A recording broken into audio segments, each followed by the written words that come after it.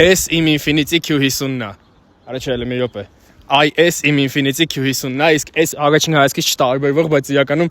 ահավոր տարբերվող ավտո է, դիմավորեք Infiniti Q50 Red Sport 400 ուժ ու լիքը ուրիշ լավ բաներ, որի մասին հեսա խոսանք։ Ագասարակ երբ Infiniti-ն որոշեց 2016 թվականին, որ տուրբո մոտորներ է դնում սրանց մեջ, ինքը հասկացավ, որ սովորական քաղաքային ավտոյի համար 400 ուժը մի ձև շատ է։ Դրա համար ինքը ստեղծեց այս ավտոն, սովորական Infiniti Q50, որի վրա վերցրեց ու դրեց 3 լիտր twin turbo շարժիչը, VR30 DDTT ավելի կոնկրետ է, թե ինչ-որ մեկին հետաքրքիր է, որը զարգացնում էր 300 դիաուժ։ Բայց դրանից հետո գցեց բռնեց հասկացավ, որ BMW-ն, Mercedes-ը, ինչի ոչ Lexus-ը ունեն performance մոդելներ, որոնք շատ ավելի արագ են ու դրա համար ստեղծվեց AS նույն մեքենան, որը առաջին հայացքից ունի նույն մոտորը, անգամ ինդեքսն է նույնը, այդ VR30 DDTT հիշեք։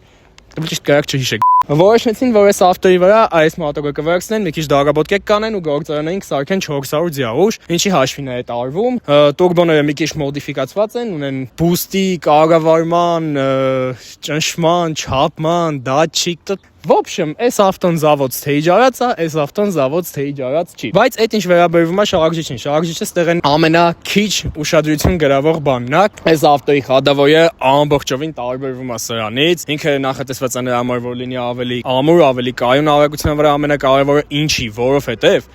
այս մեքենան սատանա է կոնկրետ այս դեպքում բավականին քիչ հանդիպող մոդիֆիկացիա, սա հետև քաշողն է,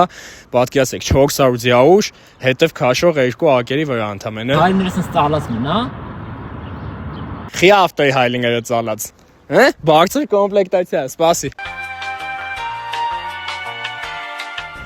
Կիսա ավտոմատ համակարգ։ Նախատեսված է նրա համար, որ գոնե մի ձև դիմանա այս ավտոյի հզորությանը, ինչը որ սենց սպոյլեր այդքան էլ լավ չի ստացվում իր մոտ դիմանալ այս հզորությանը հետև քաշողով։ Դե բնականաբար որպես բազա ստեղ վերցնել են ամենաբարձր կոմպլեկտացիան Infiniti,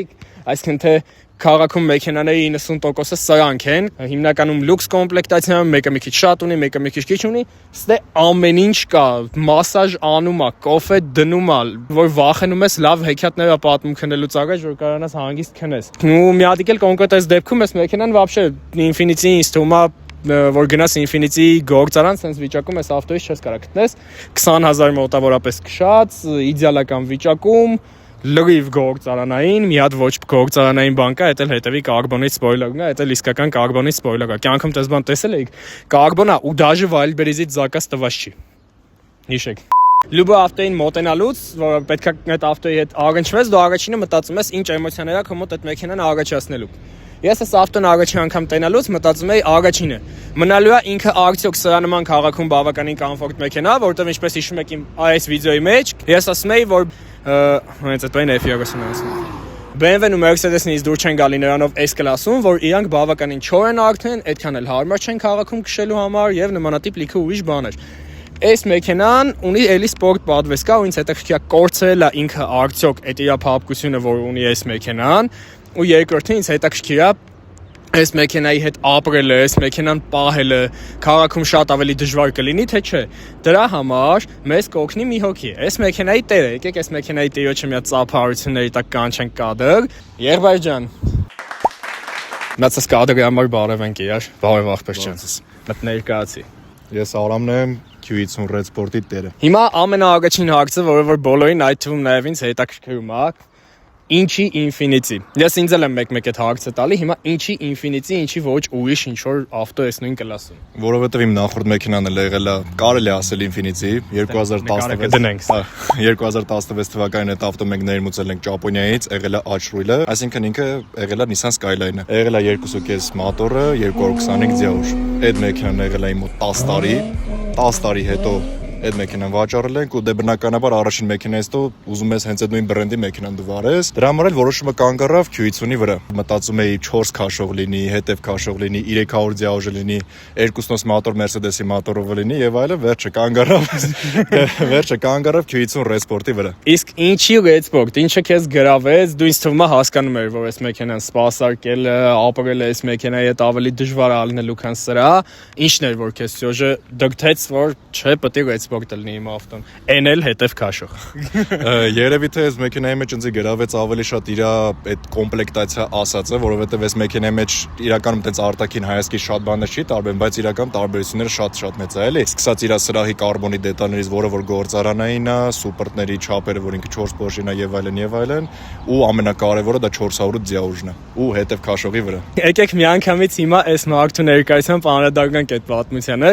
Իրականում ես առաջին անգամ չեմ տենում այս ավտոն ու դաժե առաջին անգամ չեմ նստում այս ավտոն։ Երբ որ առաջին անգամ հանդիպեցինք, ասես բոլորս կանգնած իրար հետ խոսում ենք, մեկ էլ խոս գնաց որոշեցինք իմ ավտոյով ստարտ անենք թույլատրելի արագության սահմաններում 4 քաշող Infinity-ով ստարտ անենք, չգիտեմ, այնտեղ տարբեր մեքենաներ կար ու այս մարդը կանգնած է ու ինձ sense բան ասում է, ես չեմ քշում իմ ավտոն, ագասարակ չեմ քշում իմ ավտոն, հեսա որ ծախսին ավտոյի անդրադառնանք, կտնեք ինչա նշանակում չեմ քշում այս ավտոն։ Մի հատ կխնդրեմ ինձ ասես ոնց դու պատճառաբանեցիր, ինչի՞ չես քշում այդ ավտոն։ Որովհետև որ այս ավտոն նոր ենք ներմուծել, դա 225 ձիաուժից հետո նստում եմ 400 ձիաուժոնոց ավտոյի ղեկին։ Դե բնականաբար մի քիչ տարբերությունը շատ մեծ էր, մի քիչ ասելով շատ մեծ էր, էլի։ Ու լեննականից որ վերում էինք արդեն ավտոն, պայտակ դες կարիք եղավ որ պետքա ավգոն մտնեմ այս մեքենայով։ Արագությունը երևի թե 90 կմ/ժ է։ Այդ պարագայում արդեն դե որ մտնում եմ ավգոնի այդ ժամանակ չեմ հասկանում տուրբո մեքենան առաջինն է էլի մոտես երևի թե բուստի անստում ինչա լինում մեքենայի հետևը շպրտում է դեպի ինչպես միշտ բորձուներ այս մեքենան ինքը ամեն ինչ անում որ շոֆերին տանի դագաղ ու դրանից հետո ես հասկացա որ այս մեքենան պետքա հանգիստ քշել որպեսզի ծախսը դառնա շատ քիչ մի հատ կասես ավտոյի ծախսը ինչքան է զուտ sense ինֆորմացիա մա իմ ավտոն միջինում ծախսում է 10-19 լիտր Երևանի պայմաններում իսկ քո ավտոն ծախսում է 11.6 լիտր 100 կիլոմետրին ու դա չափած է։ Ու երբ որ ես առաջին անգամ այս պատմությունը լսեցի իրանից, ես սպասեցի ոնց որ ասել եմ մեր մեծն հետը Հայկոն, ասի քուանց չեմ հավատում, չի կարա էլի դե 100 ձիաուժը այդքան եղանակ չի կարա փոխի։ Ասացի մի հատ պգոստա արի քշենք, պգոստա արի մի հատ տեղից շարժվենք։ Իշում ես ինչ տեղի ունեցավ դա, իշում ես մեր վիճակը։ Բայց ավելի լավ է դու պատմես, որովհետև ես այդ պահին մտել էի աֆեկտի տակ ու բան չի հասկանում։ Փոխում ենք Sport Plus միացած ստաբիլիզացիայով ուղղակի Gaspol ագանց 2 պեդալի դաժե տեղից չէ եւ մի 20 կմ/ժ արագությունից այս ավտոն կարա փախնի, իսկ այս ավտոն չի կարա չփախնի, այս ավտոն միանգամից եթե չխափեմ մի 50 աստիճան պարկում է կողքի վրա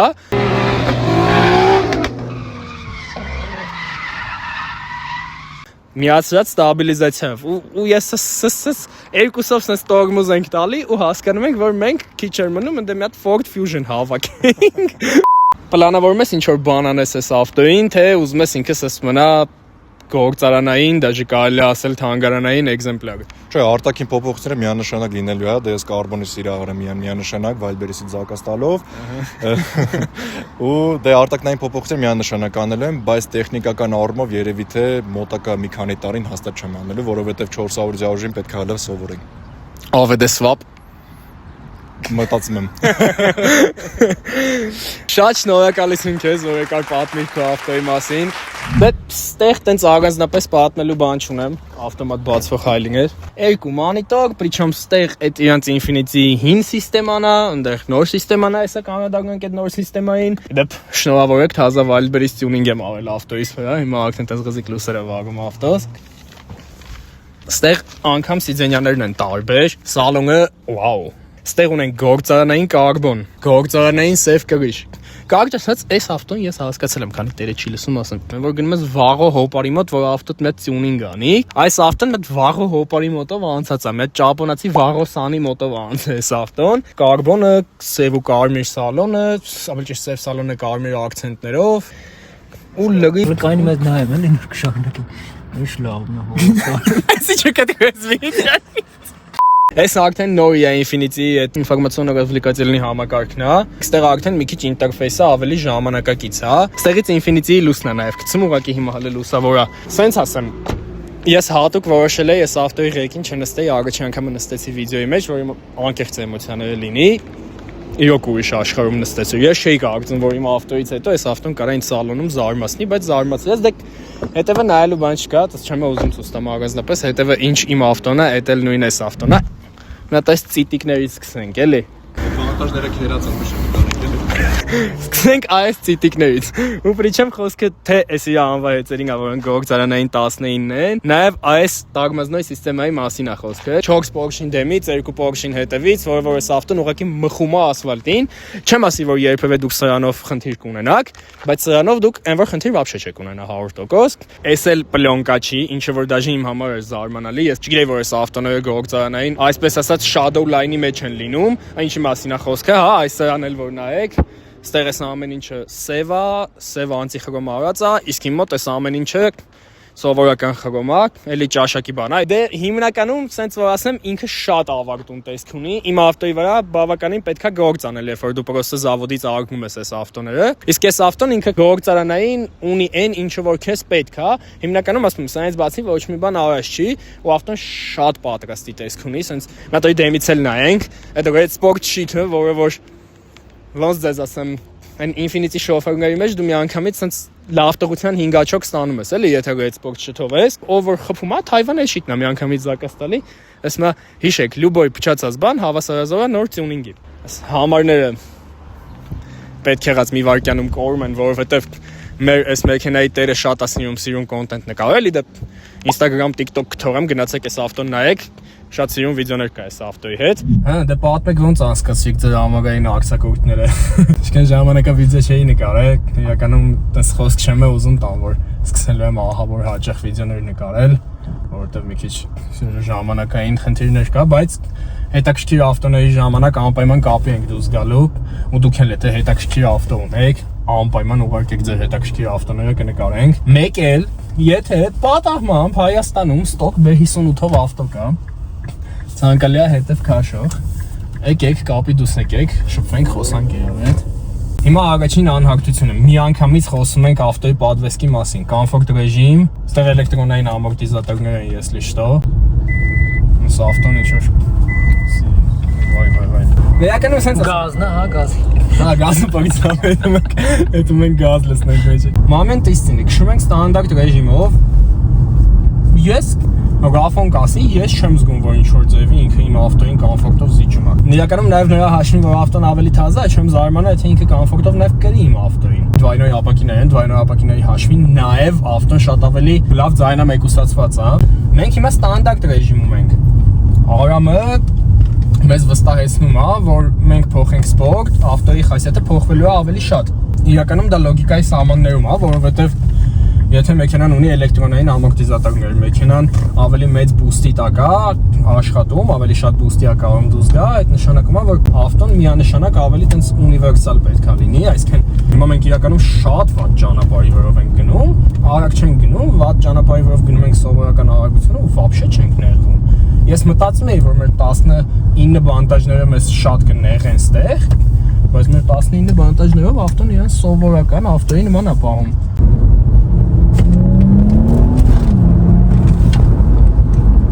Բայց տորմուզները մխում է ապա։ Հա, եկեք մենք հասկանանք սովորական քաղաքային պայմաններում առեսարակ ձեզ sense տորմուզ պետք է, թե պետք չի։ Պետք չի։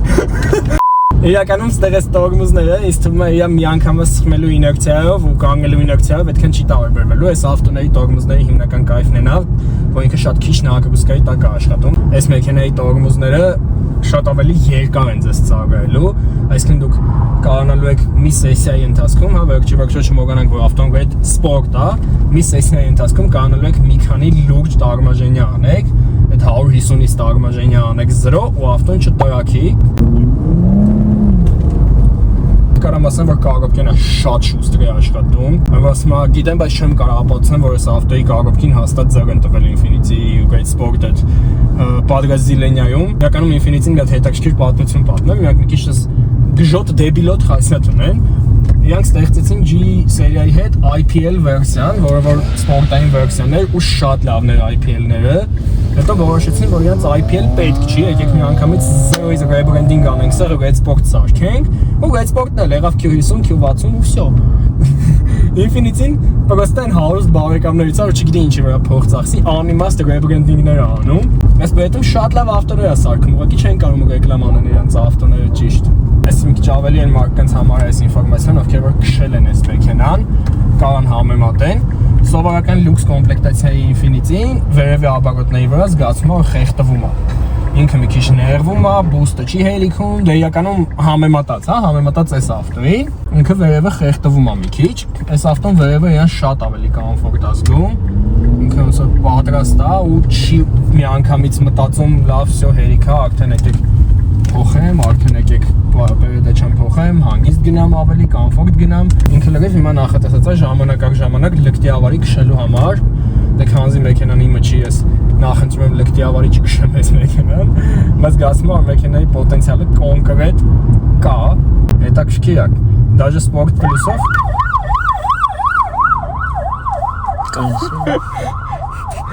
Ինձ թվաց մեր ավտոից եկավ այդ ձենը, այնքան դատչիկ ունի այս ավտոյի, ես չեմ զարմանա, հետո այս ավտոն սկսիս այս ձենը անել։ Ահա, հիմա զգացի ինչ է նշանակում ավտոյի փախնելը։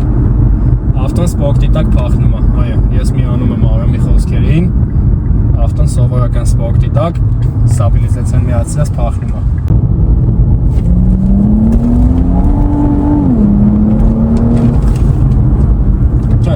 Շատ լավ է, ավտոն չի խեղդվում, ավտոն շատ ստաբիլ է գնում, բոմբա։ Պազմատկաս 10 Տորմուզներն շատ լավ է ավտոյի, ես արդեն լիովին հասկացա այս ավտոյի հոգեբանությունը։